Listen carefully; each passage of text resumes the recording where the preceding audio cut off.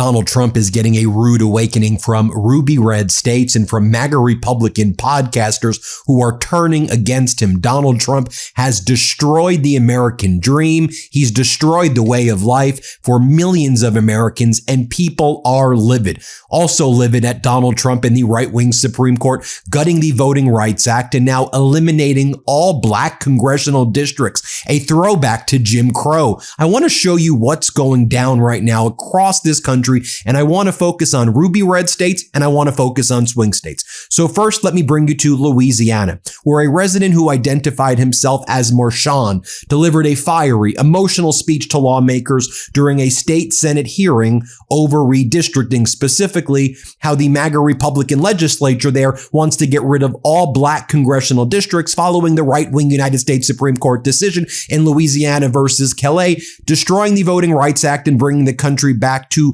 Jim Crow and the horrific past of this country. Let me show you what went down. Here, play this clip. I have no doubt in my mind that the map's going to pass. If y'all can give us less than 0 seats, you would do it. Y'all do this under the orders of somebody that said the Civil Rights Act was harmful to white people, that it caused reverse racism.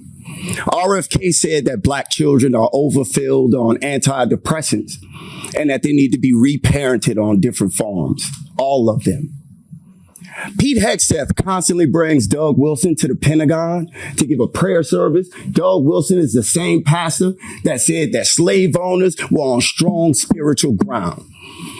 I don't have no belief in no morality on anybody that followed Donald Trump. If you wasn't with this map, you wouldn't be underneath this president. You wouldn't be in your party. You would stand up. You would stand against it. You would speak out about it. So as far as I'm concerned, if you here as one of these Trump Republicans, you already showed us who you are. You showed us what you want to do. And I believe the country as a whole is rebuking your party. Y'all are in a death spiral. That's why y'all have to redistrict. That's why y'all have to cheat. That's why Trump got to go to Texas and say he entitled to 5 more seats. It's because y'all know what y'all doing is abhorrent. We letting our people die in Iran based on false pretense that Tulsi Gabbard and Joe Kent say it ain't real. Y'all okay with all that. So I'm positive y'all gonna be okay with the maps. But the beautiful thing is, the children that y'all have made and the people that's younger than y'all don't support none of this racism that y'all want. The MAGA party is the last breath of the Confederacy. And I'll be happy to see millennials and Gen Z bury y'all. There will be no more of your party. The midterms gonna come, y'all gonna get wiped out. Trump gonna get dragged out of the White House, and I'm gonna love every second of it. Because y'all loved every second of the suffering that he caused to everybody in this country. And worldwide, we starve in Cuba. We bomb Nigeria. We holding Zimbabwe and Zambia hostage for their minerals. We don't want to give them aid support. The pro-lifers that say all life is special, y'all letting kids die of AIDS. What part of your Bible say that? Point out the scripture. I think everybody would love to see it. And we would love to see y'all in the midterms. Now I want to show you what went down in Ruby Red Central, Florida, as a keynote speaker at the graduation there, a healthcare executive named Gloria Caulfield talked about artificial intelligence to students. They were not having it. Specifically, people across the country on a bipartisan basis are livid and pissed at Donald Trump's unregulated AI, Trump's unregulated data centers that's taking away people's jobs and hurting the environment. And we're seeing this on a bipartisan basis. Watch as the speaker is so confused as the people there are booing AI, and it's because it's unregulated and it's dangerous. And just watch as the speaker didn't even think this is ripping away the future of the students who she's talking in front of. Here, play this clip. The rise of artificial intelligence is the next industrial revolution. Whoa.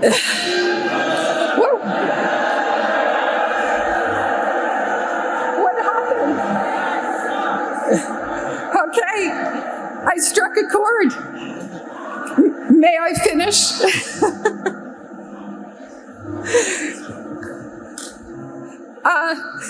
Only a few years ago, AI was not a factor in our lives.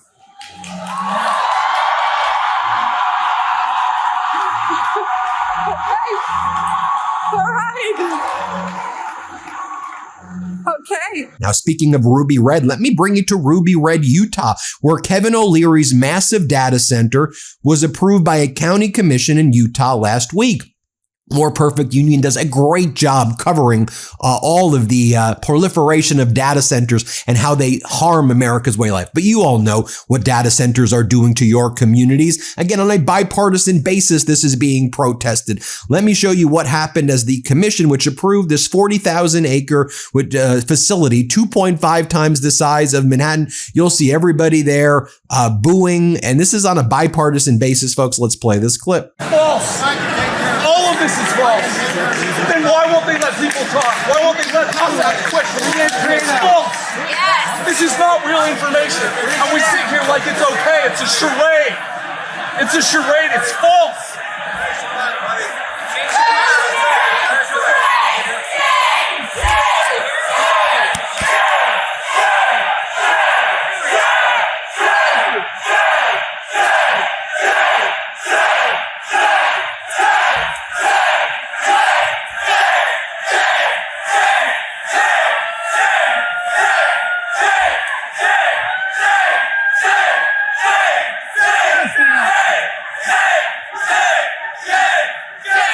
And then let's talk about what's going on in Georgia, which of course is a swing state, but at the top government level run by Republicans, they're now invoking eminent domain, a legal doctrine that has the government seize people's homes and properties in order for them to build data centers. Let's play this clip of someone whose home is being seized. Hey, my name is Ansley. I wanted to come out here and show you guys firsthand what is happening in Coweta County, Georgia. Here in Coweta County, Georgia, Georgia Power is forcibly taking people's homes, okay? They have no choice in this matter. As you can see behind me, these are the power lines, and this is my childhood home. My childhood home is being taken by Georgia Power. They are going to bulldoze this entire property to the ground. We don't have a choice in this. They are going to be expanding these power lines. Why? For the data centers. All of this is for the data centers. And you may think this might not affect you personally, but what happens when they come for your house next? Now I want to share with you MAGA podcaster Andrew Schulz. This guy laundered the oligarchy. He laundered Donald Trump and MAGA during the 2024 election. And here he is right now going after Trump sycophants who say, and you got all these people like Scott Jennings and others who try to just support everything this idiotic regime does. This guy's a MAGA podcaster. Here, play this clip. Here's something. He's like, yeah, obviously the Pope doesn't know what's in the Bible. Trump knows what's in the Bible. No, he did not say that. He said, like, based off of the rhetoric going on, obviously Trump must know more about Christianity than the Pope. Sarcastically or dead fucking serious? He's being serious. Yo, what is going on? Yo, that's a hard job to just cap for that motherfucker all the time. No, like, yo, just let it go, man. He's fucking up everything. Just call it what it is. Like, you don't have to fucking cap for this dude. Like, I see that guy, Scott Jennings, he's losing hair. Do you know that guy who was on CNN and his job to just be like, everything Trump is doing is right? You could tell he is stressed. He's cursing at little teenagers they got out there arguing him. Every new CNN guy is younger than the last one. Yeah. Right? He's like a 14-year-old put his finger in his face and get your fucking hand out of my face. Like, he's stressed. He's stressed because there's no way. Like, how open and straight. And then you just have like J.D. Vance speaking earlier today, where he denies the very words that came out of Donald Trump's mouth. Let's be very clear. Donald Trump said he doesn't care about the financial condition of Americans. He said that. And J.D. Vance's like, oh, well, he didn't say that. Yes, he did. And Americans are sick and tired of being gaslit. Whether you're a MAGA podcaster from MAGA states, whatever, we're sick and tired of this behavior from this idiotic regime, this dangerous regime, this tyrannical regime. Here, play this clip of Vance. When you're negotiating with Iran, Mr. President, to what extent are Americans' financial situations motivating you to make a deal? Not even a little bit. The only thing that matters when I'm talking about Iran, they can't have a nuclear weapon. I don't think about Americans' financial situation. I don't think about anybody. I think about one thing. We cannot let Iran have a nuclear weapon. I don't think the president said that. I think that's a misrepresentation of what the president said. But look, I agree with the president that Iran should not have a nuclear weapon. Now, speaking of Ruby Red, you had former President Barack Obama with James Tallarico in Ruby Red, Texas. Obama getting a hero's welcome. Let me show you what went down. Hey, Mr. President. Good to see you, brother. Nice to meet you, sir. Good to see you. Hey, people. I hear the tacos here are okay. They're amazing. They're not bad. That's the word on the street. Lilia, this is your spot. This is your joint. So what I'm thinking is, got to get the street taco. I need maybe like a holy moly. I'll have a street taco, no onions. I think I know your order. Yeah, breakfast tacos. Potato, egg, and cheese. That's right. I come here a lot, so she knows. Oh, you got something there. No, I'm teasing. This looks like a table of troublemakers right here. Who's this cutie? This is my baby niece, Jane. Hey, you. And what's my name? That's me. She's been saying Barack Obama, so she's almost got it. Listen, that's better than most do. Now let me bring you to Pennsylvania. Pennsylvania, where Donald Trump's approval is net negative 21. A swing state, Pennsylvania, the Commonwealth, Trump approval, net negative 21. You know who I want to bring in right now?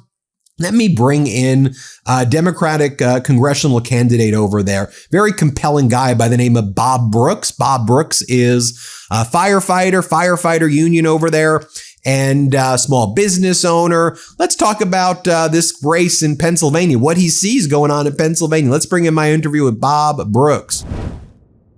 Now I want to bring in Bob Brooks, president of the Pennsylvania Professional Firefighters Association, running for Pennsylvania's 7th against a MAGA Republican Congress member, Ryan McKenzie, who from time to time tries to pretend he's not a MAGA Republican Congress member. He tries to act, I'm just one of the people, man. I'm one of the cool people here, which is just a whole thing that we'll get into. There's a primary coming up on May 19th, which we should mention as well. We'll get into it all. You and I spoke several months back about the pain that Trump and MAGA and people like McKenzie, a wolf in sheep's clothing, if you will, were inflicting on the 7th, all of the Commonwealth of Pennsylvania for that, frankly, around the country. Talk to us about what you're hearing right now as you're on the campaign trail. Are things changed, getting worse? So talk to us about it. They're getting worse, and they're getting worse. You can just tell when you're talking to people, they don't like going to fill up their gas tank anymore, right? Things are double, triple what they used to cost. As a small business owner, I think we talked about this last time. I have 3 diesel pickup trucks to use to push snow, and I don't drive them much right now because I don't want to fill them up. But I was talking to a guy just the other day, a friend of mine who owns a small business, and he does trophies and stuff. And with all the taxes and the tariffs and everything that's been levied on a small business, like he's struggling to make ends meet. He's struggling to keep things going. It's destroying him. So, when we see that happening, that's disheartening. And we like to call Ryan McKenzie the arsonist, because he starts all these fires and then 2 weeks later says, "Oh, I'm going to put up this bill. I'm going to co-sponsor this and co-sponsor that." It's too late, man. You already started the fire. That's kind of a trend we've seen a lot, though, with MAGA in general. It's why, we're seeing a new class of people running for Congress, maybe who never thought they were going to be running for Congress. I'm not sure if you ever thought, I'm going to be a Congress member one day. And we're seeing people with unique backgrounds, skills, experiences, small business owners, union leaders, et cetera. And I got to step in to the arena, because what we're seeing is, these MAGAs like Ryan McKenzie and the Trumps of the world, they come into towns like yours, they talk a big game, they promise the world, they lie, they cause all of the problems. Then they go, look, everybody, I'm the one who can fix it. I'm the one who can fix it. And then it's a constant blame game, Ponzi scheme cycle that just kind of never ends. And frankly, it needs to end. And I say this just generally, I just think people want competent leaders who are listening to the people right now, who can hear what the people are experiencing. None of these con artists. Yeah, that's what I've been doing for the last 20 years. As the president of my local, now the president of the state association, where I've been working for my members. So we have about 8,000 members, 74, 75 different locals that all rely on us to work for them. And that's all I think I want to do, is bring common sense, working class people's problems to Washington, D.C., because right now we don't believe we're being thought of or cared about. And I think that's problematic.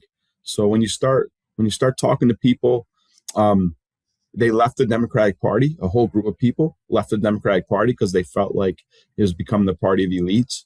And they went over either independent or Republican. And if they went to Republican, they're feeling lied to right now. So that's what they're seeing. It's just they get lied to and sold a bill of goods, and it just doesn't settle. So I think I have the unique ability to bring them back. You know, just a working class guy, get up. I work every day. I've usually worked multiple jobs at a time just to make ends meet. And I've kind of lived the life that a lot of them are living right now. Talk to us about, I know we've seen Republicans, they ain't holding back in their bag of deceit and trickery and election meddling and trying to rig these midterms. I mean, we've seen it all over the country. And, it's interesting when you just zoom in on any district. I zoom in on your district. It's just fascinating that they jump into races and then try to undermine, candidates in very unique ways. Talk to us about like what you're seeing there, because clearly, they're feeling pressure. And I just think it's a good case study because I could probably pick out lots of other races and they're doing the same thing. And it's just like, can't you all just win on the ideas? Like, can't we just go around and go, say, here's my plan. Here's your plan. You told us that tariffs were going to be great. They weren't great. You told us catastrophic endless wars are going to be great. They're not great. You told us taking away healthcare was going to lead to more healthcare. That didn't happen. Here's my, like, why can't it just be that versus all this crap of noise and division? And that's why I got into this, is I think that's the way it should be. But as we're seeing right here in PA7, the GOP and the super PAC just jumped into our race yesterday and started trying to prop up one of my Democratic opponents. They're obviously afraid of us. I'm definitely the candidate they don't want to see in a general election. They attack every day, but now they're starting to run ads, send mailers, all negative against me. And, that's what's wrong with our political system. It's corrupt.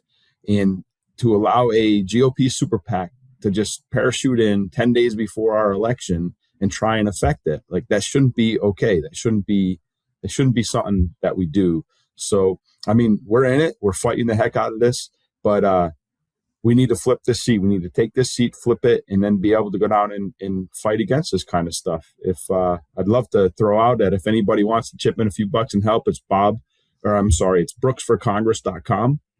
We could use all the help we can because, like I say, this super PAC just came in and started dumping like $500,000 in ads and stuff. So it just started yesterday. We're trying to affect our election. I just remember, man, I'd love to hear how, how you're connecting with working folks, because I just remember too, when Trump was running that campaign, do you remember he would like quite literally dress people up as firefighter union members, and they weren't part of the union and they weren't firefighters, and he would like put the firefighter hats on people, and then he would go, "Where are my firefighters at?" And he would point to these people who weren't there, and then he would go to Michigan and he would, in a non-union shop, he would call it union workers, union workers for Trump, and they weren't union workers. It would just say, and they would, and then, I think they paid him like $25K to rent out the space, and with kind of the way corporate news just spews out these narratives. The local news does, the 15-second spot. Donald Trump said, hello to the firefighters. You show them, and they're not really firefighters, or you show the union workers, they're not union workers, and Donald Trump and people like Mackenzie, in my opinion, have always been kind of stolen valor people, and not just stealing the valor of military, but stealing the valor of working class union people and trying to roll up their sleeves and go, look, I'm one of you. I'm one of you. So what's kind of your how do you fight that as you're going around? How do you deal with that machine and just, speak with people and go, that's bullshit. They're liars. Well, we were able to show him. I mean, Donald Trump just did it here. He was up at the casino. I think it's in PA8 area that was just outside of our district. But literally, he brought a guy up on stage and, claimed he was a fireman and profiting from the no tax on overtime, which 90% of our guys didn't get the benefit from anyways. But the guy wasn't a paid fireman. Like, I just don't understand how they keep spewing the garbage. But my thing is, like, my members, they know me. Guys like Josh Shapiro, Bernie Sanders, who have endorsed his campaign, they know me. They know what I'm about. They know how I work. So that helps. When I got local leaders like Mayor Matt Turk Nick Miller, Pete Schweier, Mike Schlossberg from Lehigh County, like all jumping into this and supporting me, like that helps. So when people respect those people, they know they wouldn't do this just on a whim. They understand me. They know my work ethic. They know what I'm about. And that helps me when I'm talking to people. But my members, they know I fight for them every day. Like I say, I get about 8,000 members across the Commonwealth, and they know what I've done to get bills passed in Harrisburg and to get bills passed in Washington. So it's not a question for them. And I hope people listen to what, Josh Shapiro, Bernie Sanders, and a whole ton of firefighters and labor believe. And I hope they believe them over the nonsense that's being spread. Bob, one more time, where can people learn more about your campaign? BrooksForCongress.com. There you have it, everybody. Bob Brooks running for Pennsylvania's 7th Congressional District, primary coming up May 19th, which just so happens to be my birthday. Thereafter, MAGA Republican Ryan McKenzie, who has done catastrophic damage to the district and the Commonwealth. It's on the ballot. So stay tuned. Thanks, Bob. Thanks, man. Thank you very much. Everybody hit subscribe. Let's get to 7 million subscribers. Want to stay plugged in? Become a subscriber to our Substack at MeidasPlus.com. You'll get daily recaps from Ron Filipkowski, ad-free episodes of our podcast, and more exclusive content only available at MeidasPlus.com.